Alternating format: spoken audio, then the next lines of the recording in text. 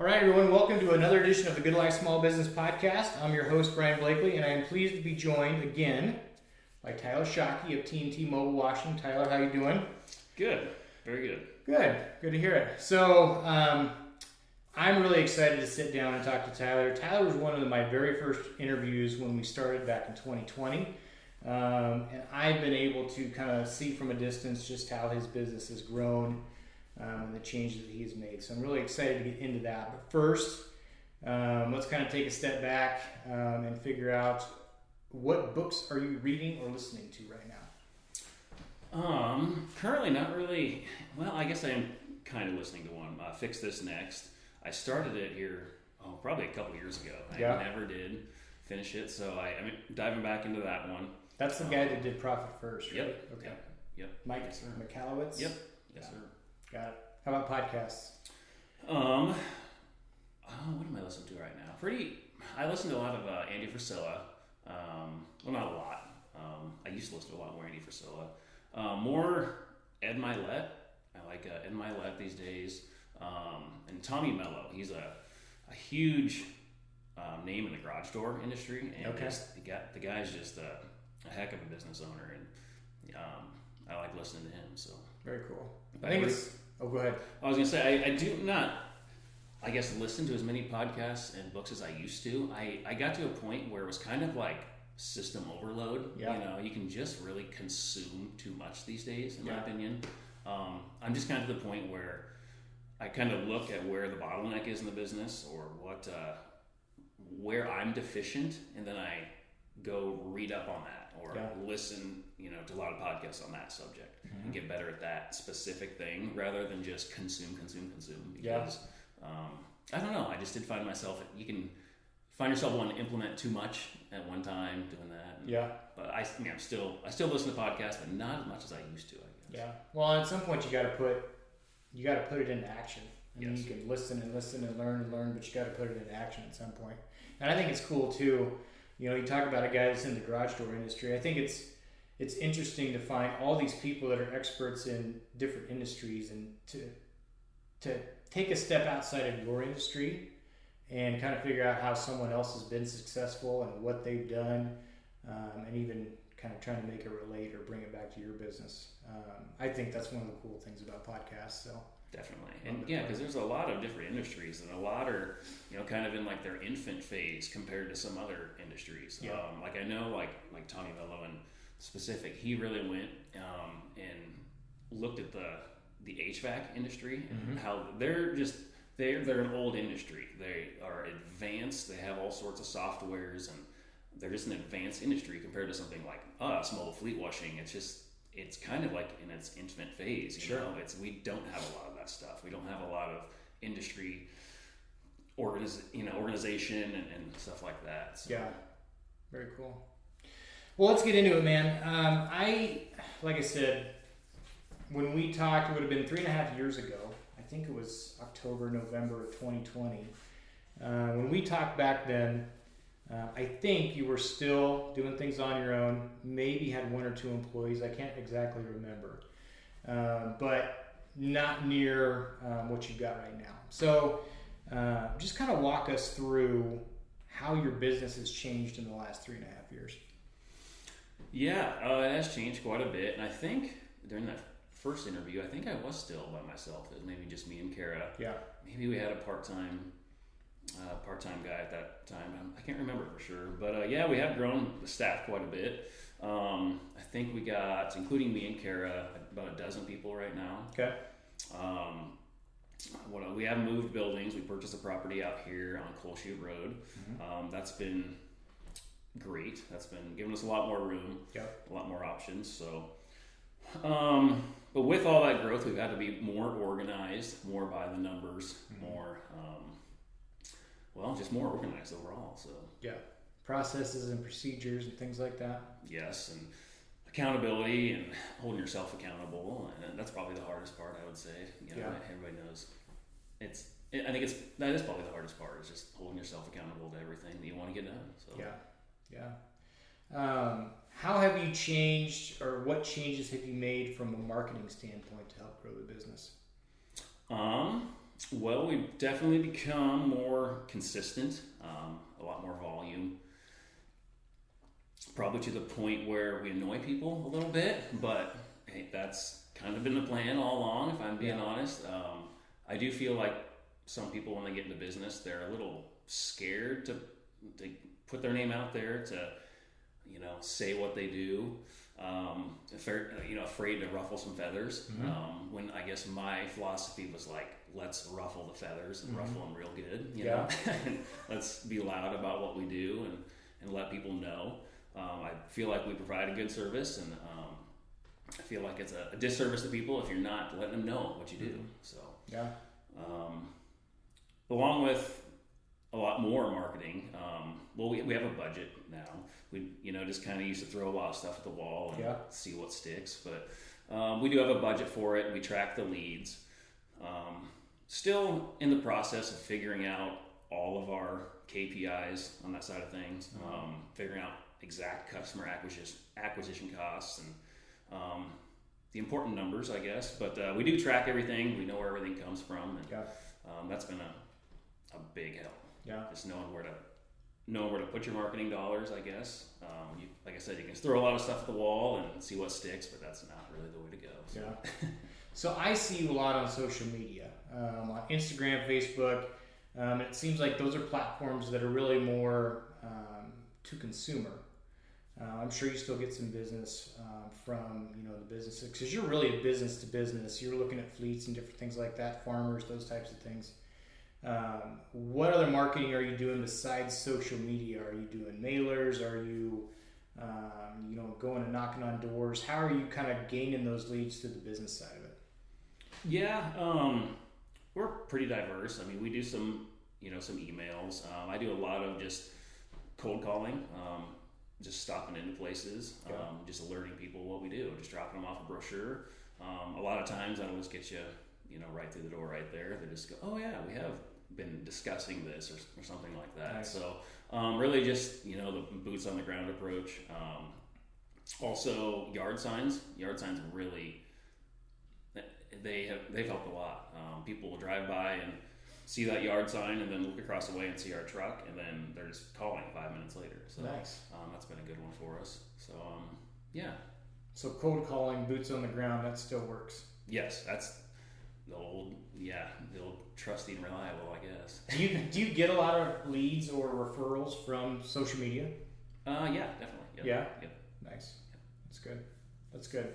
Well, like I said, I've seen a lot of your marketing and just kind of how you guys have grown, whether it's before and after. I think your before and after pictures are great. But even, if you're out there hiring someone or whatever it may be, you guys have done a really good job of stepping up your marketing and being consistent about it. And I think that's a huge part of it. Even when you're not seeing results, but being consistent has been really good. So one other question that I've got for you, I'm just kind of sitting here thinking, we were talking before we hit record. I think we're kind of in the same phase of business, so to speak. I'm curious, how has your role in your business changed? I mean, when you started, I'm sure you were doing all the marketing, you were doing all the invoicing, you were doing all the work. How has your role changed in that aspect? How has it changed? Well, are you still going out and doing a lot of the jobs? Are you letting your guys go out and do that? Does that free you up to do more, like you said, cold calling and going into businesses? Have you been able to take a step back, I guess, what I'm asking, from the day-to-day, or is that still something you're really working towards? Yeah, I am not in the field too much anymore. If I'm out in the field, it's usually in a training capacity. Okay. I'm really marketing, sales, knowing the numbers. I do all the interviews, really focusing on building the A team. Mm-hmm. I guess I have been able to step back and kind of focus on the big picture a little bit more. I do get sucked in every once in a while, you got to put out some fires and whatnot. Sure. It's kind of inevitable, but I have been able to step back out of the field. And with that, it's just become, you have to learn how to lead people. It's a lot different business at 2 people compared to 12 people. Mm-hmm. There's a lot more that goes into it. So. Mm-hmm.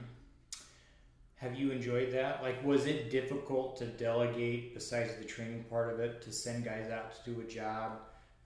Or was that something that you were looking forward to? Oh yeah, I was looking forward to getting off the truck. I will say getting off the truck was the hardest thing I've done to this point. Really? It is. To entrust people to, put out the work that you need to put out. And, but you can, I guess, wear yourself sick just worrying about all the small little things. Mm-hmm. At some point, I feel like you just got to kind of let go a little bit and let people do their job. Yeah. How long ago was that you really kind of were able to get off the truck? Has it been that long?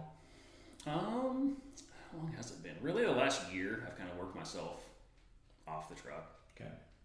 Nice. Yeah. Is there something, now that you have a little bit of a different role, is there something that you wish you were better at in this new role? Yes, I would say I just wish I had more experience with my just limited work experience growing up. Mm-hmm.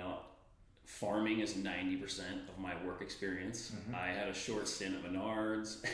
I worked for a lawn mowing service for about a summer, but outside of that, I worked on the farm, and we did not have any team meetings on the farm. So my first team meeting I ever attended was one that I led.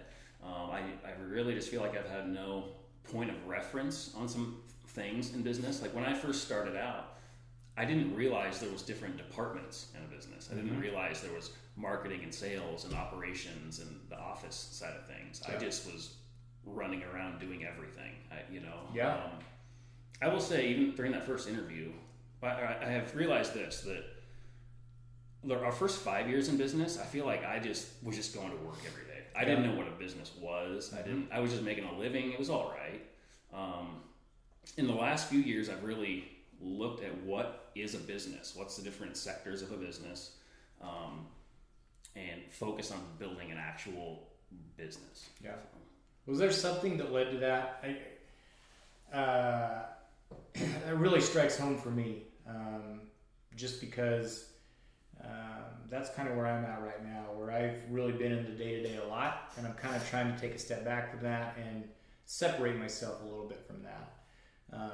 And I don't know if there was really a revelation for me that kind of led me to that, but that's my question for you. Was there something that happened, or is this something that's just kind of evolved over time where it's like, hey, I can do this for a long time and it'll be okay, but I can grow a business and be better at that. Was there anything that really kind of clicked for you there?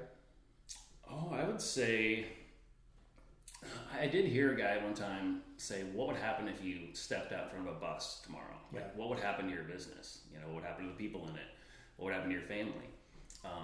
So that was just kind of something that hit me, and I wanted to build something that maybe, I don't know, you say it would run without you. Mm-hmm. So that's just always been in everything I do, in every process I implement, when talking to our staff, I'm always trying to not do that thing again down the road. Right. So yeah, I kind of got off on a tangent there. No, that's good. But yeah, that's a good point. Yeah, I think that I think it's important. You can get in. Someone that is really good, whether it's sales or someone that is a great cook or a great chef. Maybe they're not built to own their own business. They're not built to own their own restaurant, so to speak. But I think you've got to give yourself that opportunity to figure it out. But it's really training others to learn how to be good, to use their talents and kind of figure that out. And so it's an interesting dynamic to let go of that control and let others have a little bit of freedom. But I think, and probably maybe you've experienced it too, but it's a good experience and rewarding. But you don't get into business thinking that's what it's going to come to. Yeah, definitely. And I would say we're in just a different landscape these days, where there's businesses sell, you know what I mean? But I guess that's always been kind of something too, that I don't want to go to this all this work throughout my whole life to not have a sellable asset. Sure. I'm trying to build a sellable asset that if I ever did want to make that move and get out of this, that people don't want to buy my job. They want to buy a systemized machine that is profitable and will run for them. Yeah. Yeah, and I think that, if all of the calls come through you, all the problems go through you, all the work's done by you, that's really what someone's doing, is buying a job. But if you've got someone who really maybe isn't interested in the mobile washing business, but they want a sustainable business that shows profit, and that, maybe they want to do their own tweaks or whatever it may be, that's a much more, when you sell the business, you're going to get more profit from it, but it's easier to sell too. You're not having to talk people into it. So again, all those things that you figure you'll worry about down the road, but it makes a lot of sense. Yeah. So what are the challenges? You've touched on this a little bit, but and we talked a little bit about it before we hit record, but what are some of the challenges that you face now that you didn't have to worry about 3 years ago? Oh, with all that growth, I would just say there's a lot more responsibility. You're responsible for a lot of people and the livelihoods that they make, or livelihoods that they have, and learning to manage people. It's a skill. It's a skill that you learn. You don't just wake up, or be born with. I mean, maybe some people are, with peer leadership skills, but I was not one blessed with that. Right. So I've had to learn them all pretty quickly. I would say the economy too. It is different than it was, I guess, my first few years. I feel like it is harder to make money these days. Yep. It's just the times we're in. So yeah, it is difficult between bringing on new people. We were talking about too, the supplies that you use, the cost has gone up with those. You've been fortunate enough where you've had to purchase some vehicles and things like that just to make your business run. And I think everybody's kind of feeling it right now. So it's, there's so much just kind of the after effects of what happened with the pandemic. And we thought maybe that was going to be the worst part of it. But now, from a business standpoint, I think that there's some things that we didn't even see back then that we're having to deal with now, and just kind of trying to fight through till there's light on the other end of the tunnel. Yes, we were just talking about this, get off on a little bit of a tangent here, but everything since COVID, I don't know what it is, like everything across the board is just a little bit worse. I don't know, in standard, you know what I mean? Whether it just, no matter what product it is, it's just how it is these days. So if you're a business or a service that didn't go with that trend and sticks out and provides that pre-pandemic service and professionalism, you really stick out, I feel like. Because the standard has dropped somewhere along the way. I don't know what happened. Well, I guess I don't know exactly what happened, but the standard dropped somewhere. So yeah, it's probably hard to nail it down to one thing because so many things changed. Yes. Even just how pretty much everybody does business. I mean, people were put in a situation that they'd never been in before, and they just kind of had to figure it out if they wanted to keep their head above water. I think some good came of that, but there's been some other things that have been lacking since. So yeah, I would agree with that. I would agree. If you could go back, not to the day you opened, but if you could go back maybe to the day after we did that first interview, and give yourself another piece of advice, if you had that opportunity to do so, what do you think that would be? Oh, thinking back to that time, I would say start learning to hire people. Yeah. Start that process. That I delayed that way too long, and I think that kind of goes back to having no point of reference. It was like just my first time hiring anybody. I'd never even been a manager of anybody or anything. So it was a scary process for me. Yeah. And I wasn't organized. I didn't know the numbers, so I couldn't make decisions by the numbers and stuff like that. So, I would just say learn to hire people and all the skills that come along with managing people. So. Yeah. So one last question then. For someone who's in that spot maybe right now, where they're at a place where they're looking at things, they're busy enough, maybe there's enough income on the books where they could bring someone on and train them, but they're kind of in the same spot where they don't know how to get started. They're scared about giving up that control. You can delve into as much of your processes or kind of how you go about things, but what are some of the things that you've learned or some of the processes that you've put in place when it comes to hiring people, what you look for, just kind of how all that looks? And again, share what you are comfortable with sharing, but even just some of the basics. Yeah, we do. We are constantly interviewing people. I guess we never stop running job ads. We do interviews every week. We don't hire everybody, obviously, right. But so yeah, we're always taking applications though. Just you never want to be in a position where. I guess I've been in a position where you don't have anybody to work, right, yeah. And that's when you got to go back out there, and it is very frustrating when you get to a certain point and you're trying to run a business and have,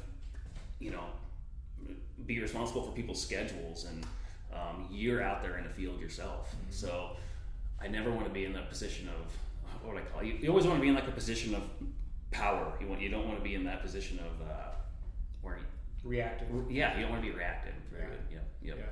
So very good. That's why we always are doing interviews, just to remain in that position. So. Yeah, that's good. Cool. How can people find out more about you guys? Well, like you said, we do a lot of social media. You can check us out on Facebook, Google, Instagram. So yeah, we're on about all of them. So got it. Sounds good. And if they want to call, if there's any businesses out there that maybe want to call and talk to you about anything, what's the phone number? What is the phone number? 308-440-4407. Sorry, we have been doing a little switch around some phone systems lately. Okay. And I've had all these phone numbers going through my phone with it. So all those fun things to worry about. Yes. Hey man, I want to say it has been a lot of fun to sit down and talk, but it's been a lot of fun to watch your business grow. I think that's kind of the fun part that I've learned through this whole podcast thing is, businesses change and evolve, and there's a lot of things that even seasoned business owners can learn from each other. And it's just really cool to see how you guys have taken this head on and really made it a growing and thriving business. So congratulations to you and Kara. You guys do a great job, and I appreciate the time. Well, thank you for having us on. We appreciate it. All right. Thanks, Tyler.